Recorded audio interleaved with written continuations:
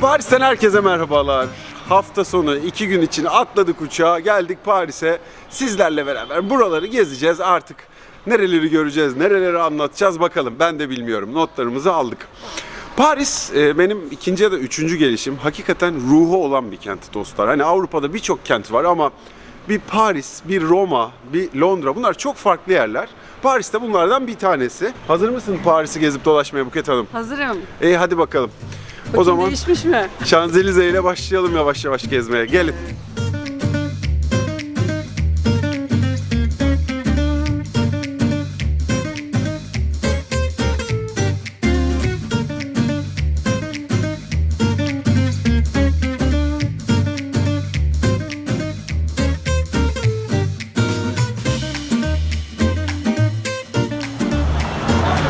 Paris'e geldik ama çok açız dostlar. Şanzelize'ye çıktık. Five Guys diye bir hamburgerci var. Avrupa'nın birçok yerinde var. Gelirseniz, yolunuz düşerse gelin burada bir hamburger gömün. Biz şimdi aç, video çekilmez mantığıyla önce karnımızı doyuruyoruz. Sonra Şanzelize'yi geziyoruz. Gelin o güzel hamburgerleri yiyelim.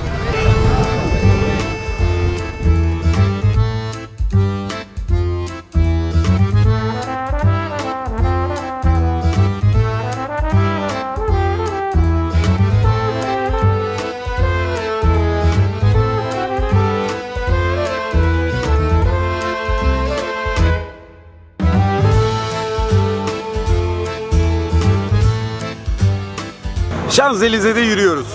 Ana baba günü. Ne marka aklınıza geliyorsa var. Aşırı turistik ama aşırı popüler bir yer. Onu söyleyeyim. Yemeği yedik, enerji geldi yemin ediyorum bu arada. Efendim şimdi Şanzelize. Paris'in merkezi diyebiliriz. Merkezi caddesi. Tarihi 17. yüzyıla dayanıyor. İlginç bir olay var, onu anlatacağım sizlere. Buraya ilk ortaya atan, buraya ağaç döşeyip ya buraya boylu boyunca bir yol mu yapsak diyen Mary de Médicis diye bir hanımefendi. Kim bu? Medici ailesinden. Geliyor, Fransa kralı ile evleniyor. Tabii Fransa kralının borçları da ödeniyor. Medici ailesinin bir ferdi Fransa kraliçesi olunca. Ve bu Şanzelize'nin ilk temelini atıyor 17. yüzyılda. O günden bugüne de dünyanın herhalde en ünlü caddelerinden bir tanesi. Tak'a doğru yürüyoruz. Orada bir zafer takı var. Onu orada anlatacağım size. Ama şu mağazaları böyle göre göre yürüyelim. Çünkü bayağı keyifli bir sokak yani. Hani turistik ama görmeden Fransa, Paris eksik kalır. Medici İtalyan değil mi? Medici İtalyan da anam. Dünyayı yöneten 5 aile var. Mantığında ki bir aile Medici ailesi. Böyle Daha çok böyle karşımıza çıkacak bu arada Medici ailesi. Sadece Şanzelize'de değil. Fransa'nın tarihinde çok var. Gelin.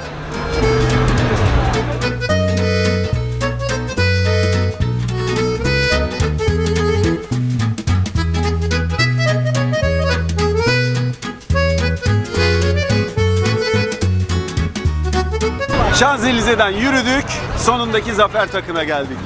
Paris'in en ünlü simgelerinden bir tanesi. 1806 yılında Napolyon abi yaptırıyor bunu. Diyor ki Fransız ordularının, Napolyon'un yani benim başarılarımı kutlamak için bir tak yaptıracağız diyor. Allah! Hemen buraya geliyorlar. Ya egzozun patlasın be abi. Ne oluyor ya?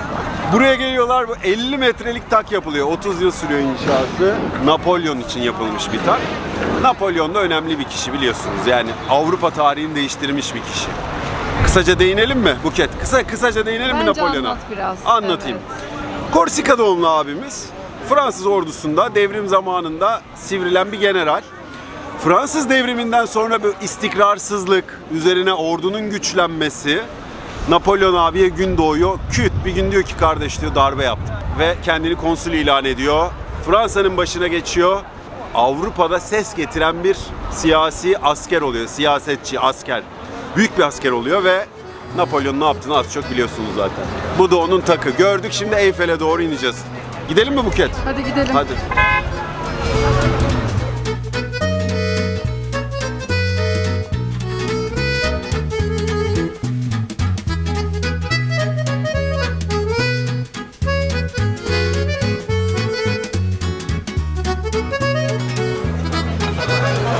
Zafer Takı'ndan 6 numaralı metroya bindik. Geldik Trocadero Sarayı'nın oraya. Şimdi bir kahve içeceğiz. Paris'in metro hattı bayağı karışık. Apple haritaları kullanıyorum. Google haritalarda bu kadar net göstermiyor hangi metronun nereye gittiğini, nerede durak olduğunu. Öyle ufak bir tavsiyede bulunayım. Siz de Apple haritaları çevrim dışı indirip kullanabilirsiniz metro seçimi için. 2 euro 10 cent gibi bir tek biniş bilet ücreti var. Onu 1 saat, 1,5 saat içinde hani diğer metrolara aktarma yaparken ya da başka bir yere gitmek için kullanabilirsiniz. O da cebinizde kalsın. Şimdi bir Parisyen gibi geldik. Gezmeden önce bir kafede oturduk, kahve içiyoruz. Biraz Paris hakkında konuşmak istiyorum. Paris'i bu kadar farklı kılan ne? Birçoğunuz belki biliyordur ama ben de kendi düşüncelerimi paylaşayım sizlerle. 17. yüzyıldan sonra Paris sanat, gastronomi, bilim, ticaret, siyaset bu konularda çok büyük atılımlar yapıyor. Dünya insanlık tarihindeki çok önemli isimler sanatla işte Picasso, Van Gogh, Chanel, Hemingway bunların hepsi Paris'te anılıyor. Burada yaşıyorlar, burada onların eserleri ortaya çıkıyor ve haliyle Paris dünya yani insanlık tarihine çok şey katan bir merkez haline geliyor. Ve onu da burada sokaklarında dolaşırken insanların yüzüne baktığınız zaman binalarına, mimarisine baktığınız zaman çok net görebiliyorsunuz. İnsanlığa dair çok şey üretmiş bir kent. O yüzden de farklı bir kent. Şimdi kahvemizi bitirelim. Sonra bu Trocadero Sarayı'na, önündeki bahçelere ineceğiz. Oradan Eyfel'i göreceğiz. Eyfel'i konuşacağız. Sonra da gün batana kadar artık Sen Nehri'nin kenarında yürüyeceğiz, duracağız. Biraz Parisyen gibi olmak için de yani salyangoz yemen gerekiyor. Ya herkes salyangoz yiyor dostlar. Bir Parisyen olmak istiyorsanız bir beyaz şaraplı bu salyangozu yemeniz lazım ama biz gene de hamburgerden yana. Hayır.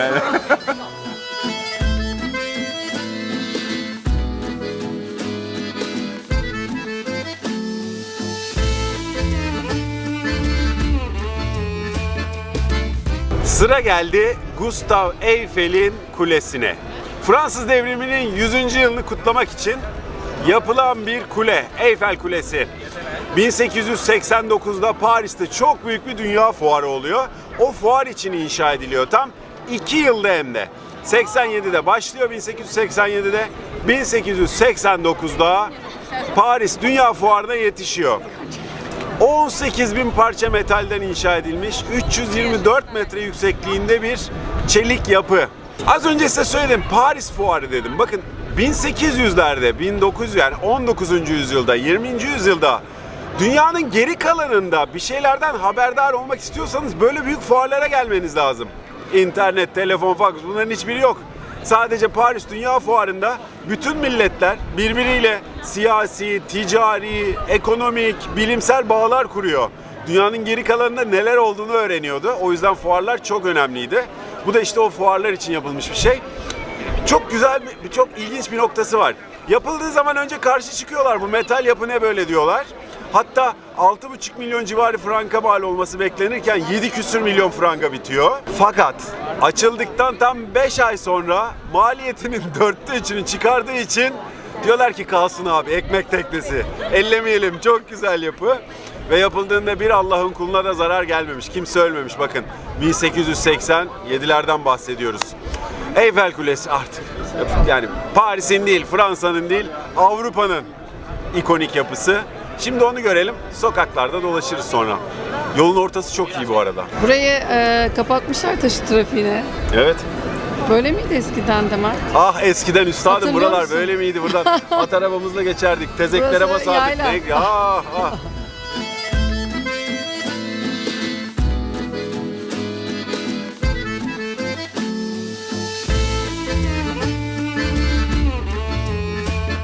Hemen Eyfel'in altındaki parkın köşesinde bir sokak var.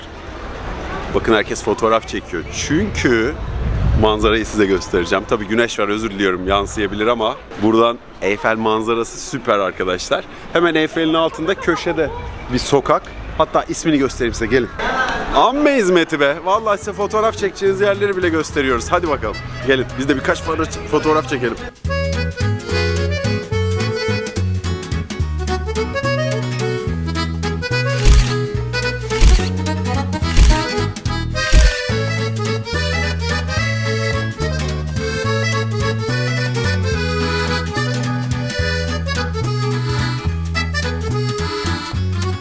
Eyfel'den Alma Köprüsü'ne doğru yürürken makaroncuya denk geldik.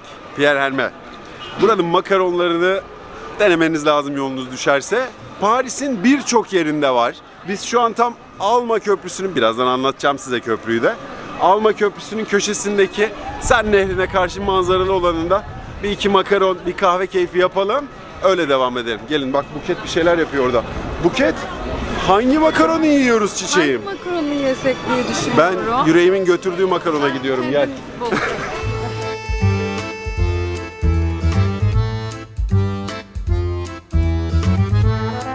Şimdi makaron zamanı dostlar.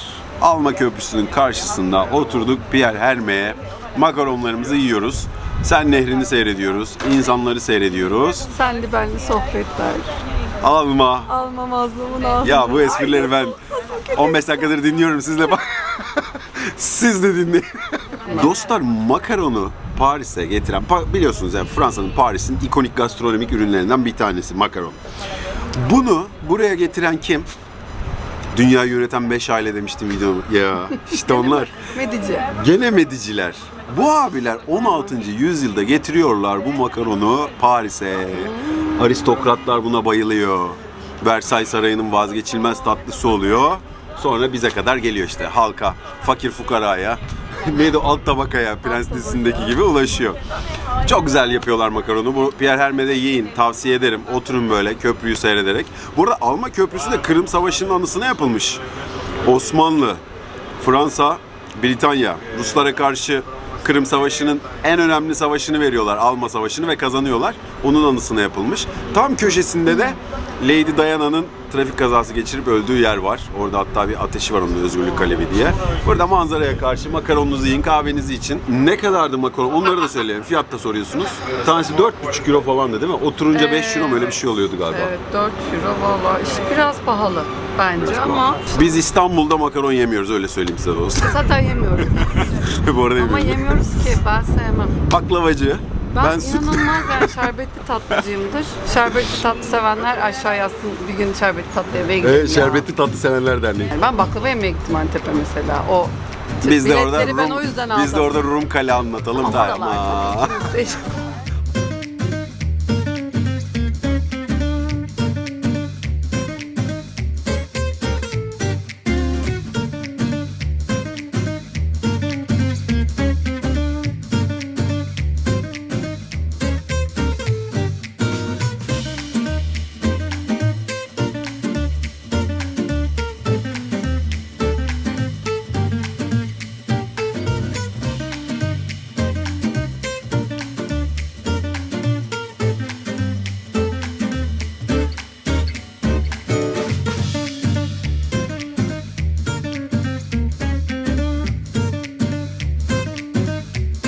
Arkamda Les Invalids'i gördük. Bakın şurada bir saray var, şöyle görüyor musunuz? Altın bir kubbe var burada. Invalid, geçersizden geliyor. Zamanında kral işte savaşta yaralanan ya da yardıma muhtaç askerlere bakım için yaptırmış bu sarayı. Ama esas önemli konu ne? Buradan tabi zoom giremiyorum, özür diliyorum, ama şu gördüğünüz kubbe var ya, altın kubbe. Onun altında 1. Napolyon'un mezarı var.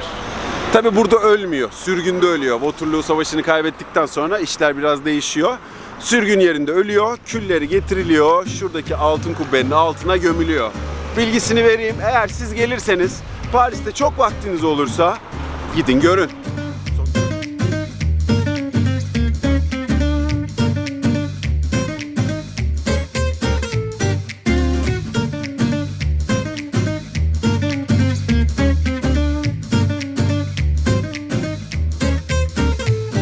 Efendim şimdi Saint Germain bölgesindeyiz. Yürüdük makaroncunun oradan, Alma Köprüsü'nden. Tın tın geldik Saint Germain'e.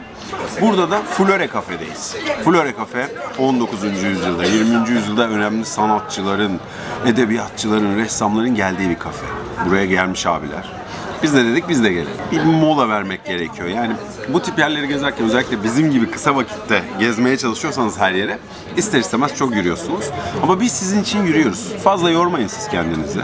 Her yeri gösteriyoruz. Seçin, keyfini çıkarmaya bakın. Bu tip gezilerde keyif almak çok önemli. Biz de şimdi bakalım, bugün ya bitireceğiz yemek yiyip ya da Notre Dame'ı görürüz, öyle bitiririz. İnanın ben de bilmiyorum. Artık video devam etsin. Hadi bakalım. Bize afiyet olsun, iyi dinlenmeler, size keyifli seyirler.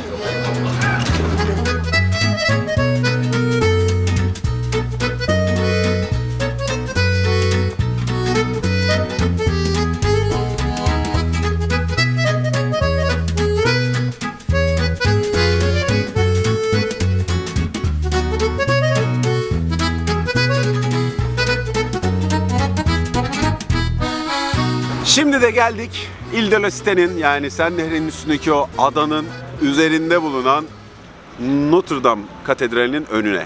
12. yüzyılda inşaya başlanıyor bu katedralin. Çok güzel süslemeleri, vitrayları, heykelleri var. Yüzyıllar boyu neler görüyor neler. Devrimler, Napolyonlar falan filan. Fakat ben buraya niye geldim? Neden buradayım? Kemal Sunal filmi aklıma geldi.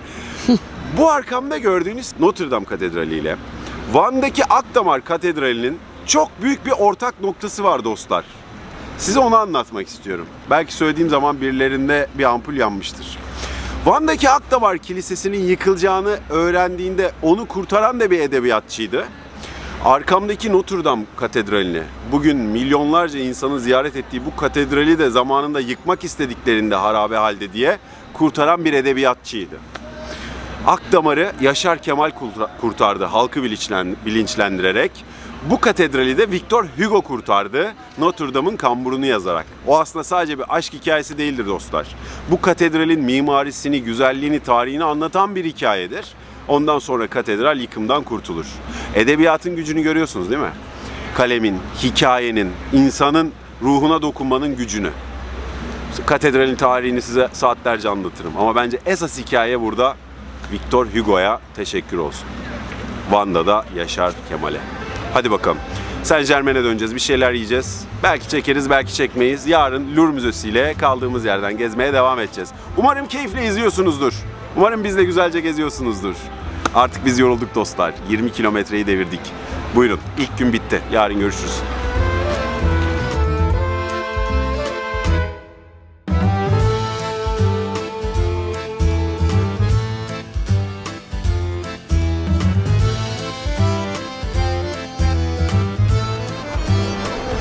Evet dostlar, ikinci güne Louvre Müzesi ile başlıyoruz. Aslında biz müzeyi gezdik, dolaştık. Şimdi giriş videosunu çekiyorum. Yabancı değiliz, onun da şeyini vereyim. Tüyosunu vereceğim. Müzeyi, eserleri, tarihini ben size oraları izlerken anlatacağım da bakın. Müzenin bir böyle cam teraslı ortada girişi var. Bir tane de metrodan geldiğiniz alttan giriş var.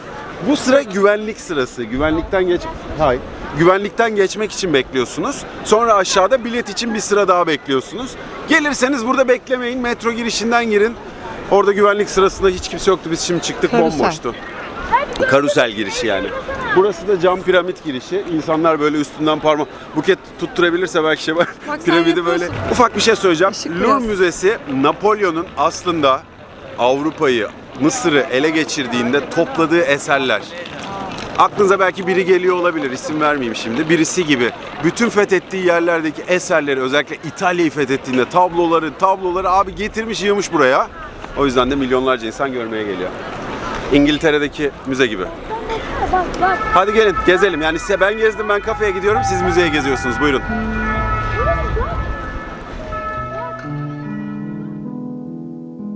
Bazı sanat eserleri yüzyıllar boyunca hayatta kalmayı başarmanın yanında insanlık tarihinde de çok büyük izler bırakır. Etkileri sınırların ve kültürlerin ötesine yayılmıştır. Paris'in göbeğindeki Louvre Müzesi tam da böyle dünya çapında önemli eserlerden birçoğunun sergilendiği bir müze.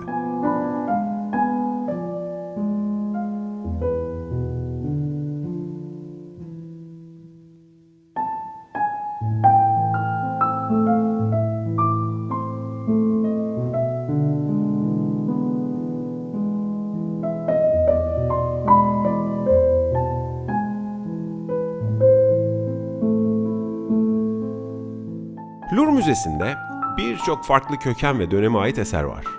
Hammurabi kanunlarından Mısır Sfenkslerine, Helenistik Roma heykellerinden Rönesans'ın şaheserlerine kadar on binlerce eser sergilenmekte.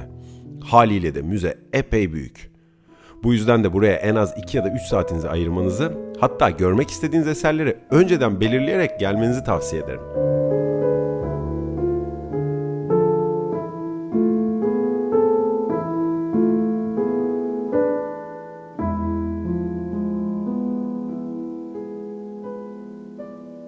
Buradaki eserler sadece bakarak yanından geçebileceğiniz eserler değil. Roma'ya kan kusturan Hannibal'ın heykelinin ayaklarının altındaki detayları, Fransız devriminin sembolü olan halka yol gösteren özgürlük resmini, eski Mısır uygarlığının devasa Sfenksini, Kanada düğünün detaylarını, Semadre'in kanatlı zafer heykelini veya Milo Venüs'ünü iyice görmelisiniz.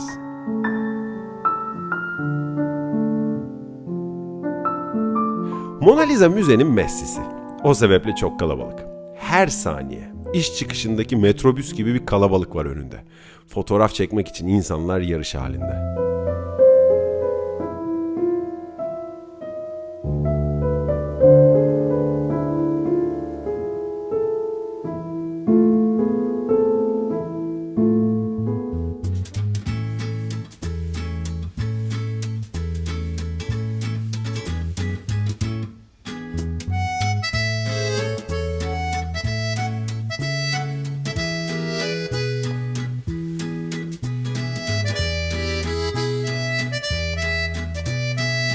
Evet, şimdi de sıra geldi Montmartre'a. Atladık metroya, geldik Montmartre'a. Efendim burası Paris'in en ünlü semtlerinden, bölgelerinden bir tanesi diyebiliriz. Hem kültürel hem sanatsal açıdan çok dolu bir geçmişe sahip. Burası 1860'lara kadar Paris'e bağlı değil. 1860'larda Paris'e bağlanıyor bir köy. Zaten köy havasını sokaklarında görüyorsunuz evleriyle. Sanatsal olarak dedim az önce size. Onun sebebi de şu. 1880'lerde, 1900'lerde birçok sanatçı burada yaşıyor. Montmartre'da yaşıyor. Burada eserler üretiyor. İşte Van Gogh, Picasso. Burada evleri var. Şimdi gelin sizlerle şu Montmartre'ı beraberce dolaşalım. Ressamları görelim. Hadi gelin. Evlerinin önü boyalı direk.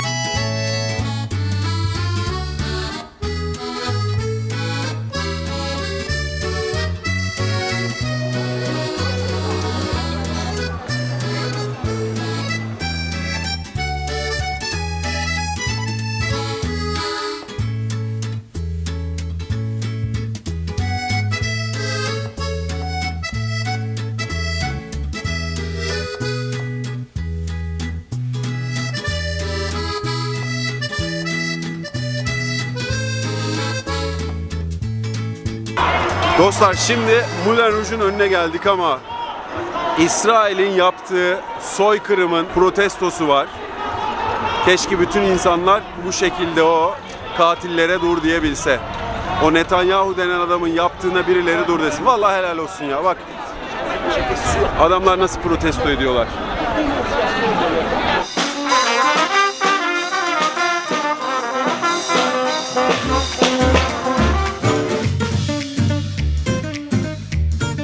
Paris'in en ikonik yapılarından biri şu kırmızı yel değirmeni. Aslında bu bir kabare dostlar.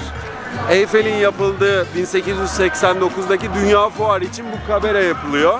Ve o günden bugüne kadar da aktif. Buranın Fransız kankan dansı var ünlü. Belki bilirsiniz kabarelerden. Dünyaya katkılarından bir tanesi. İşte Moulin Rouge. Karşısında da Five Guys var ha. Acıkanlar için görüyorum buradan. Değerlendirebilirsiniz. Hadi bakalım biz gezmeye devam edelim.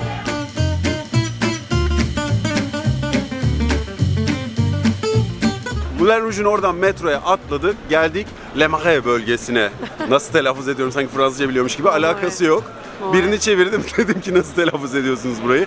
Burası Ya çok burası canlı. biraz daha turistik yerlere alternatif olsun diye böyle bulduğumuz bir semt.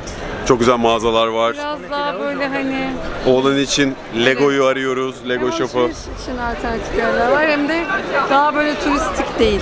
O yüzden buraya geldik. Turistik noktaları bitirdik. Evet, çekilecek yerler bitti, şimdi gezilecek Biraz yerlere dolaşıyoruz. geldik. Lokaller gibi takılalım diyoruz. Hadi gelin biraz şöyle mağazalara hep beraber bakalım çünkü çok güzel mağazalar var.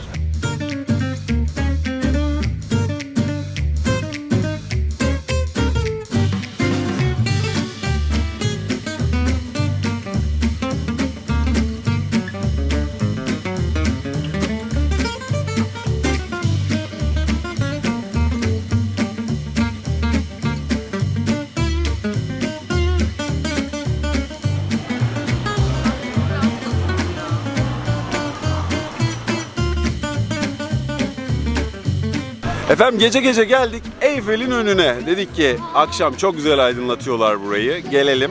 Fakat daha önce geldiğimizde önünde kocaman devasa bir park vardı. Orada oturuyorduk hep. İçeceğinizi alıp gelebilirsiniz ama şansımıza geldiğimizde kapalı. Bütün parkı kapamışlar. Ama şu güzel manzarada fotoğraf ve video çekmek hala imkanlı. O yüzden Eyfel'i gecede görmelisiniz buraya gelirseniz.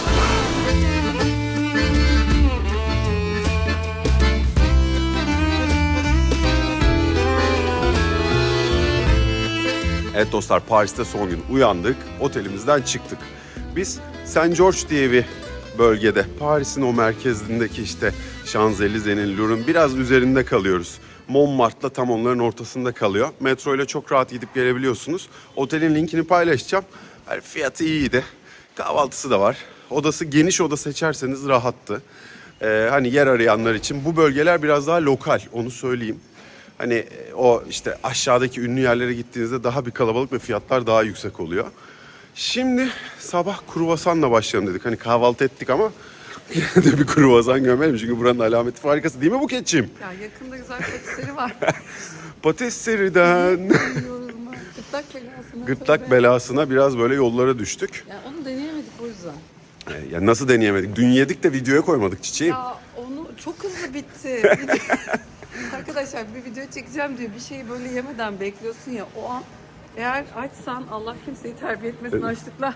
Yani o anda bitti ve ben çekemedik ya. Bunu da güzeldi değil mi? Bizde şey oluyor. Böyle Böyle birlikteydik bu arada onu. yoruluyoruz çekim yapıp Çok. gezdikçe. Dün mesela yaklaşık 20 kilometre kadar yürümüşüz. Hani bir yerden sonra bu yeter lan, başların videosu ne oluyor ve hani sonrası düğün dernek. Öyle yedik kruvasanı. Perde arkası kötü ya. Bir çeksen onu. Keyif Görseler. yemeye gidiyoruz. Neyse hadi gelin bakalım.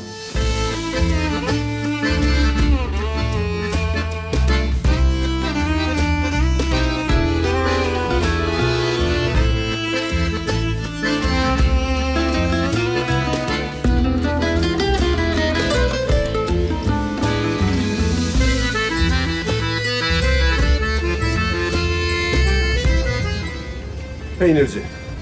Fransa'nın peynirleri. Paris. Saat sabahın 10'u fakat dükkan dolu. Çünkü burada peynir çok önemli. İçeri girdik, dolaştık, peynirlere baktık. Yaklaşık 150 çeşit peynir varmış dostlar bu dükkanda. Sordum Fransa genelinde ne kadar peynir var diye. 3500 çeşit peynir var dediler. Tabii alt üreticileri, farklı çeşitleri, yani farklı çeşit değil ama 150 çeşit peynir bir dükkanda. Tabi burada bir kültür peynir. İşte şarabın yanında alıyor, öğlen peynir tabağı. Bizdeki gibi sadece kahvaltı için değil peynir aslında. Yüzlerce yıllık bir tarih. Gelirseniz bir peynirlerini tadın. Çok güzel peynirleri var. Bir de güzel pazarlıyorlar Allah için. Hani biz sanırım bu kadar pazarlamayı yapamıyoruz. Ama tadın. Mutlaka tadın.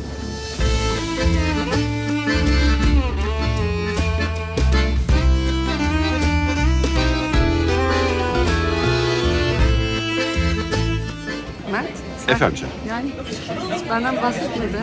Buket geziyor demedik mi hiç videoda? Arkadaşlar. Buket, o zaman şöyle diyelim. Buket sen de Hatalar silsilesi bunlar. doğru diyorsun. Paris'le ilgili görüşlerini, bilgilerini paylaşırsın. Buket Ben geziyor Instagram'da Instagram'da paylaş. paylaşacağım. Çünkü buranın metrosu karışık ama dediğim gibi Apple haritalarla çok rahat nereden nereye aktarım yaparsınız bulursunuz. 2. Champs-Élysées, işte Notre Dame'ın oraları, Louvre'un oraları çok turistik.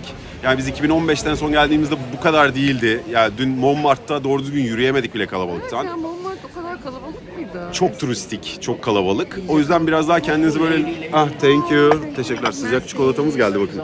Buranın alamet farikalarından biri de sıcak çikolata. Onu da deneyebilirsiniz. Bir, Ünlü kafelerde de deniyorlar. Biz lokal bir yerde deniyoruz. bizim kaldığımız yer işte dediğim gibi Saint George durağının oralarda. Biraz daha böyle Montmartre'a doğru. Montmartre'la Louvre arasında. Buralar daha lokal. Otelde kalırken şuna dikkat edin. Mesela işte Booking'de, Airbnb'de birçok yer sadece oda veriyor ve atıyorum odadan çıkıyorsunuz ama işte uçağa kadar valizinizi bırakabileceğiniz bir yer yok. O yüzden resepsiyonu olan ya da valiz bırakabileceğiniz seçeneklerde Yani hani. artı oluyor. Ben sözü fazla uzatmayayım, artık yavaş yavaş bitirelim videoyu. Paris'le ilgili sizin de düşünceleriniz varsa aşağıya yazarsanız video izleyen herkes yararlanır.